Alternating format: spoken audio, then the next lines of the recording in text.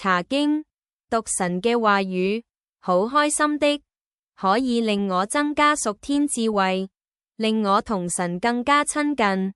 我同神祈禱多咗，讀經多咗，亦都會關心姊妹嘅需要代禱。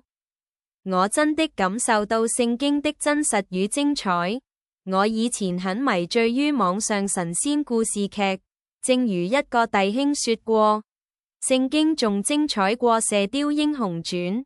他的這番話我是很同意的，即使同一經文，不同時期都會有不同的領受和啟發。向來我靈裏都很孤單，我喺冇腳雀仔，一直流連於不同教會。呢幾年終於都停咗落嚟，可能累了。自從參加了查經班，每個星期都期待着上課，我愛上了查經，好高有同行者相伴。而家畢業啦，反而覺得失落。主耶穌說他快要再來，他要獎賞屬他的子民以及審判世界。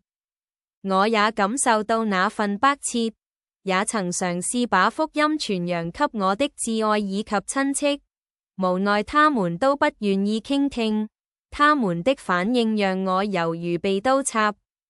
對於他們，我除了禱告之外，似乎什麼也做不了。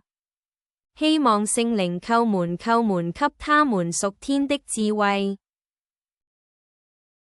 在等待之餘，我也希望略盡綿力，在不同的途徑傳揚神的福音。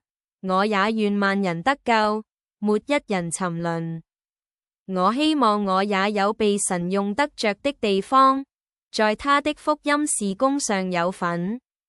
我期待新一個學年的聖經查經班被擄回歸，希望會有更多的同行者加入，一起查神的話，一起靈命成長。希望能夠遇上你呢，詳情可以參考下面的資料。